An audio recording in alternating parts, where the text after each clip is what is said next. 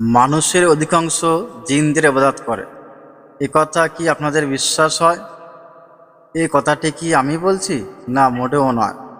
এই কথাটি বলছেন মহান সৃষ্টিকর্তা, যিনি আমাদের রব, তিনি বলেছেন।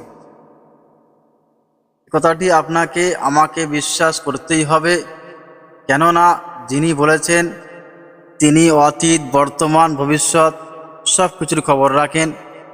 তো আসুন দেখি আল্লাহ একথা কেন বলেছেন।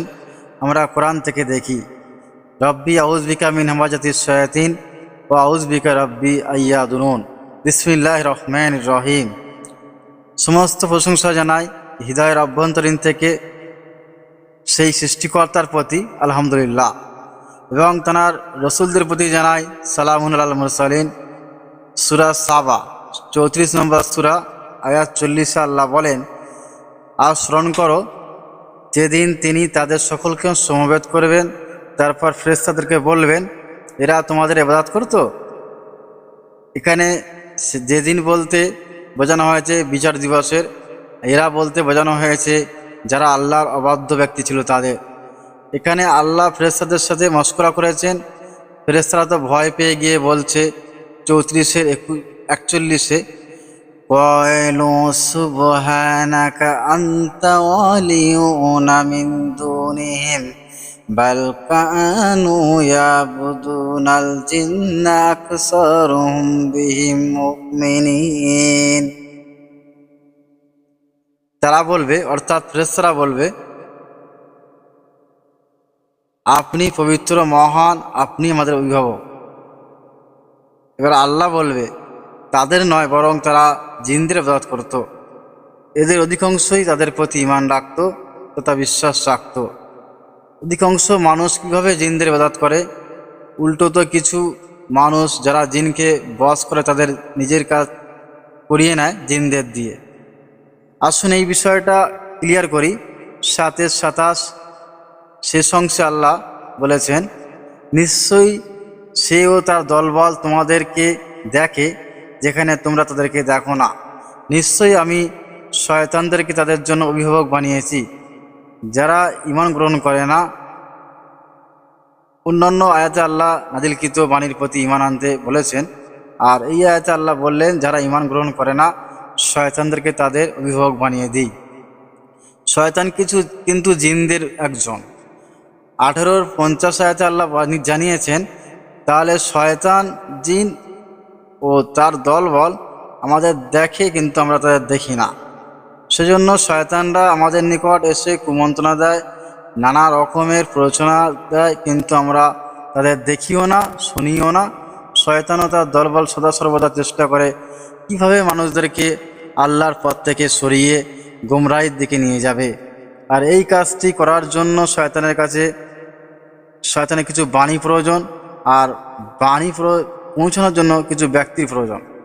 শয়তান এই পরিকল্পনা পূরণ করার জন্য আল্লাহর নাজিলকৃত বাণীর মধ্যে তার কথা প্রবেশ করতে চেয়েছিল আল্লাহর সিলেক্টেড রসুলের মাধ্যম দিয়ে, কিন্তু শয়তান ব্যর্থ হয়েছিল।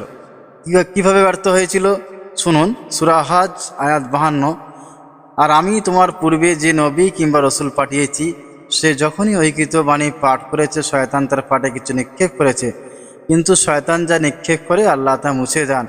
অতঃপর আল্লাহ তার আয়াতসমূহকে সুদৃঢ় করে দেন, আর আল্লাহ মহাজ্ঞানী, অতি প্রজ্ঞাময়। সেজন্য তো আল্লাহ আমাদেরকে তার নাজিলকৃত বাণী অনুসরণ করতে বলেছেন। 7-3 আয়াতে, ইত্তাবিউ মা উনজিলা ইলাইকুম মির রাব্বিকুম ওয়া লা তাত্তাবিউ মিন দুনিহি আউলিয়া কলিলাম মা তাযাক্কারুন।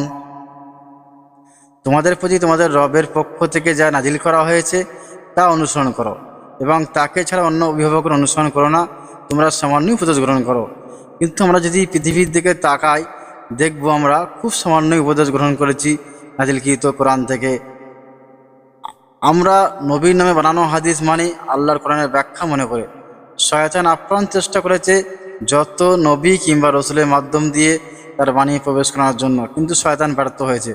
কিন্তু শয়তান মানুষের মধ্যে কুমন্ত্রণা দিয়ে নবীর নামে হাদিস বানাতে সফল হয়েছে। যদি বলেন কিভাবে, আমরা যদি দেখি হাদিস সংকলনের পদ্ধতির ইতিহাস, তাহলে আমরা দেখব আমাদের কাছে যে হাদিসগুলি এসেছে এই হাদিসগুলি এক রসুল বা এক সাহাবীর কাছ থেকে আসেনি, বিভিন্ন ব্যক্তির কাছ থেকে এসেছে। যেমন সাহাবী, সাহাবীদের ছেলে, সাহাবীদের নাতি, সাহাবীদের নাতির ছেলে, সাহাবীর নাতির ছেলের ছেলে, এভাবে 5-6 পুরুষ পর আমাদের কাছে এসেছে। তাও আবার শুনে শুনে, এনার কাছ থেকে শুনেছে উনি, ওনার কাছ থেকে শুনেছে তিনি, ওনার কাছ থেকে শুনেছে ইনি। তাও আবার শুনে মনে রেখেছেন 60 থেকে 70 বছর এই বাণীতে, 60 থেকে 70 বছর ধরে এই বাণীতে শয়তানের সুবর্ণ সুযোগ রয়েছে তার কথা প্রবেশ করার জন্য। এই 5-6 পুরুষের মধ্যে না হয় 60-70 বছর সময়ের মধ্যে শয়তান তার কথা প্রবেশ অবশ্যই করেছে। এবার আপনারা একটু চিন্তা ভাবনা করে বলেন, এই শোনা কথা দিয়ে আমাদের সমাজের বিজ্ঞ পণ্ডিতরা দ্বীন ইসলামের বিভিন্ন বিষয়ের ফয়সালা করেছে, অথচ আল্লাহ নাজিলকৃত বাণী দিয়ে ফয়সালা করতে বলেছেন 5-47। কিন্তু আমাদের সমাজে বিজ্ঞ পণ্ডিত দাবিদাররা এই নাজিলকৃত বাণীকে বেশিরভাগ সময় প্রত্যাখ্যান করে চলেছে। যারা আল্লাহর আয়াতকে প্রত্যাখ্যান করেছে তাদের জন্য আল্লাহর ঘোষণা 68-44 ফাজারনি ওয়া মান ইউকাযযিবু বিহাযাল হাদিস সানাস্তাদরিজুম মিন হাইসু লা ইয়ালামুন। অতএব ছেড়ে দাও আমাকে এবং যারা এই হাদিস প্রত্যাখ্যান করে তাদেরকে, আমি তাদেরকে ধীরে ধীরে এমনভাবে পকড়াও করব যে তারা জানতে পারবে না। সেজন্যই আল্লাহ বলেছেন মানুষরা শয়তানের ইবাদত করে, আল্লাহ অতীত বর্তমান ভবিষ্যতের সব খবর রাখেন, সেজন্য তিনি এই কথা বলেছেন। এখন পৃথিবীর অধিকাংশ মুসলিম কোরআন ও নবীর হাদিস মানে, কিন্তু বিধান তো একমাত্র আল্লাহরই। 12:40 আল্লাহ জানিয়েছেন। আর আমরা যারা শুধু কোরআনের উপদেশবাণী মানতে চাই, আমাদেরকে তারা বলে কোরআন মানা লোকেরা নতুন ফেতনা বা এরা কাফির। আমাকে অনেকেই বলে এর জাহান্নাম অবধারিত হয়ে গেছে, মার ফরজ হয়ে গেছে, এলাকা থেকে বিতাড়িত করতে হবে। আর আমি, আপনি, আপনারা শয়তানের কথা যেসব গ্রন্থ প্রবেশ করেছে সেই সব কিতাব থেকে যদি আল্লাহর উপদেশ খুঁজি বা উপদেশ মানতে চাই, তাহলে আল্লাহর কথা মানতে গিয়ে শয়তানের কথা মানতে বাধ্য হব। অতএব আমরা শয়তানের পদঙ্ক অনুসরণ করব না। তারা আমাকে বলে, আমার কাছে একটা প্রশ্ন করবেন তারা, আমি নাকি উত্তর দিতে পারবো না। আমি উত্তর দিতে পারি আর নাই পারি সেটা পরের কথা। আমি নিজেকে কোরআনের বড় পণ্ডিত বলে মনে করি না, আর বলিও না। আমি নিজেকে কোরআনের একমাত্র একদম ক্ষুদ্র তার চেয়েও বেশ কম ছাত্র মনে করি। আমাকে প্রশ্ন করার আগে আল্লাহ আপনাদের কাছে যে প্রশ্ন করেছেন সে উত্তর আগে দেন ইয়েস আর নো এর মাধ্যম দিয়ে। সূরা আনকাবুত আয়াত 51 আল্লাহ বলেন, আওয়ালাম ইয়াকফিহিম আন্না আনজালনা আলাইকাল কিতাবা ইউতলা আলাইহিম ইন্না ফি যালিকা লারাহমাতাও ওয়া যিকরা লিকাওমি ইউমিনুন। এটা কি তাদের জন্য যথেষ্ট নয়? নিশ্চয়ই আমি তোমার প্রতি কিতাব নাযিল করেছি যা তাদের নিকট তেলাওয়াত করা হয়। নিশ্চয়ই এর মধ্যে রহমত উপদেশ রয়েছে সেই কওমের জন্য যারা ঈমান আনে। মুহাম্মদ রাসূলুল্লাহর প্রতি যা নাজিল হয়েছে এটা কি আমাদের জন্য যথেষ্ট নয়? নিশ্চয়ই এর মধ্যে দয়া, করুণা, উপদেশ রয়েছে যারা বিশ্বাস আনে। আমরা তো মুখে বলি আমরা ঈমানদার, আপনাদের কাছে আল্লাহ প্রশ্ন করেছেন, উত্তর দেন। এটা কি আপনাদের জন্য যথেষ্ট নয়? হ্যাঁ কি না, ইয়েস কি নো, উত্তর দেন। আল্লাহ জিজ্ঞাসা করছে আপনাদেরকে। এতে দয়া, করুণা, উপদেশ রয়েছে, আর কি লাগবে বলেন? আর কি? আল্লাহর দয়া করুণা রয়েছে, আর কি লাগবে? আল্লাহর চেয়ে দয়া করুণা আর কারো বেশি আছে? আল্লাহর চেয়ে উত্তম উপদেশ আর কারো আছে?